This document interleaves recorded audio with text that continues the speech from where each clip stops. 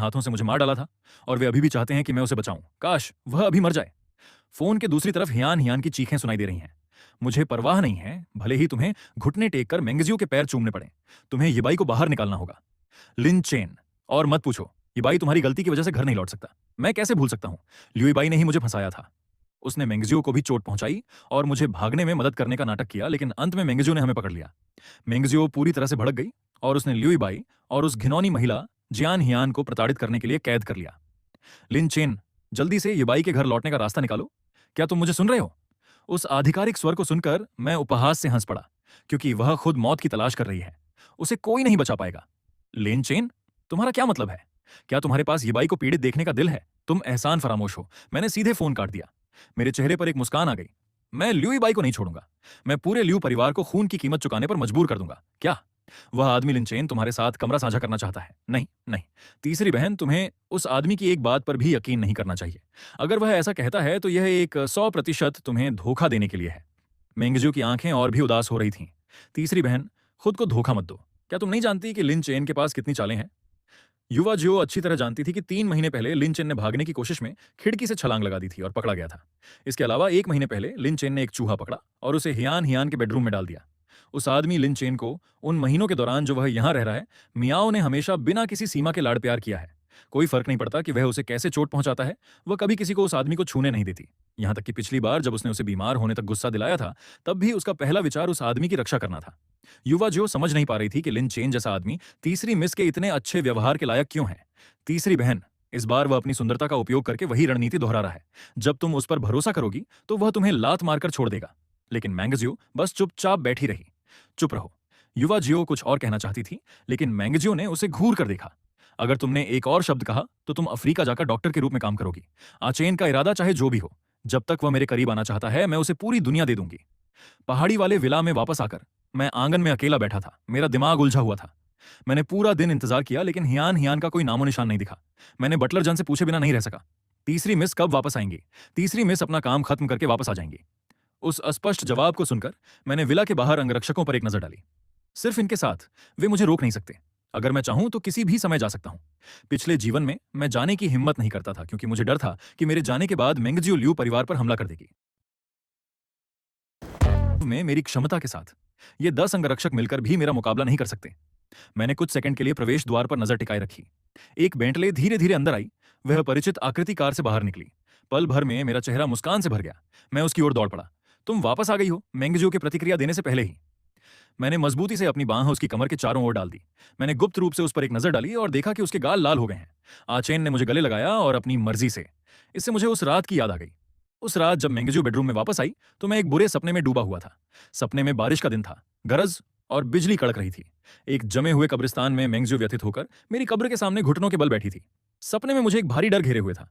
मुझे नहीं पता था कि मेंगजियो बिस्तर के पास खड़ी मुझे ठंडी नजरों से और कांपती उंगलियों के साथ देख रही थी। उसके होठों पर एक कड़वी मुस्कान थी। मैं बुरे सपने से जाग गया और आंखें खोलते ही मैंने मेंगजू को देखा। बिना सोचे समझे मैंने उसे ऐसे गले लगा लिया जैसे किसी जलती हुई लकड़ी को पकड़ रहा हूं। उसे कसकर पकड़ लिया। मेंगजियो का शरीर तुरंत तन गया और फिर उसने मुझे सावधानी से गले लगा लिया। क्या तुम्हें बुरा सपना आया? हाँ, एक भयानक सपना। जियाओ जियाओ, मुझे मत छोड़ो। आचेन, डरो मत। भले ही मुझे सब कुछ देना पड़े, मैं तुम्हारी रक्षा करूंगी। मैं तुम्हें कभी नहीं छोड़ूंगी। मेंगजियो ने मुझे शांत करने के लिए धीरे से मेरी पीठ सहलाई और फिर मुझे कंबल से ढक दिया। मैंने दुखी होने का ढोंग करते हुए उसे देखा। मैं अकेला नहीं सो सकता, तो कल मैं तुम्हारे लिए एक मनोवैज्ञानिक को बुलाऊंगी। मैं तुरंत निशब्द रह गया। ठीक है, मुझे गले लगाकर सोने देने में इतनी कठिनाई है? तुम सच में एक लट्ठा हो। मेरे गुस्से वाले भाव को देखकर मेंगजू अभी भी नहीं जानती थी कि उसने क्या गलती की है। इसलिए उसने सावधानी से कहा, तो मैं तुम्हें एक कहानी सुनाऊंगी। मैं तुम्हारे साथ थोड़ी देर रुकूंगी। उसने शेल्फ से एक किताब उठाई।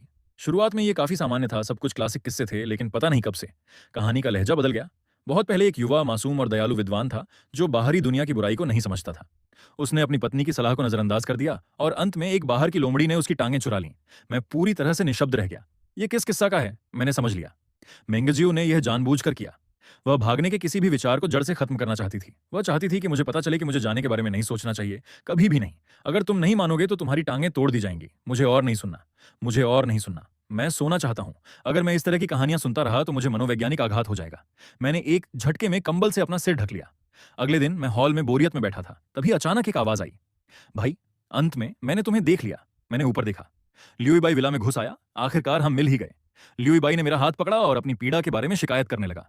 पहले मैंने तुम्हें भागने में मदद की थी, लेकिन तीसरी मिस के आदमियों ने मुझे पकड़ लिया और काल कोठरी में बंद कर दिया। मेंगजियो एक राक्षस है। उसने न केवल मुझे बंद कर रखा है, बल्कि हियान बहन को पीटने का आदेश भी दिया है। वह एक जहरीली और खूंखार नागिन है, जो किसी भी क्रूरता के लिए सक्षम है।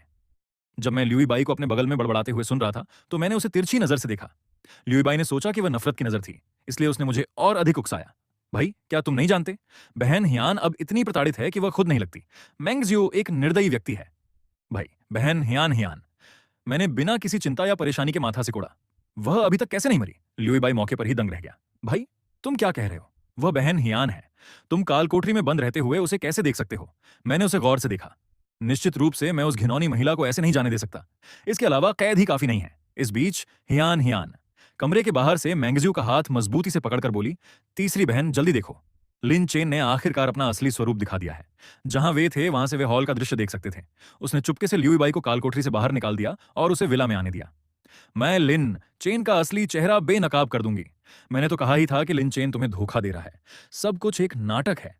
वह सिर्फ चाहता है कि तुम उस जंगली महिला को आजाद कर दो। हियान हियान के भाव विजयी थे, जैसे उसने किसी बड़ी साजिश का पता लगा लिया हो। मन ही मन वह तीसरी मिस को लाने के लिए खुश थी। इस बार उसे तीसरी मिस को उस आदमी को साफ तौर पर दिखाना ही होगा। लिन चेन मेंगजियो अपनी जगह पर स्थिर रही, लेकिन उसका ऑरा और अधिक ठंडा हो गया। तो आचेन वास्तव में मुझे सिर्फ धोखा दे रहा है। अगर मैं तुम्हारी टांगें तोड़ दूं, तो क्या तुम हमेशा के लिए मेरे पास रह सकते हो? मुझे अभी भी अपने चारों ओर घातक खतरे का एहसास नहीं हुआ था। पिछले जीवन में मेंगजियो केवल ल्यूई बाई और हियान हियान को रिहा करने के लिए सहमत हुई थी, क्योंकि मैंने मरने की धमकी दी थी। इस जीवन में मैंने स्पष्ट रूप से उससे भीख नहीं मांगी थी, और फिर भी ज्याओ ज्याओ ने ल्यूई बाई को अंदर आने दिया।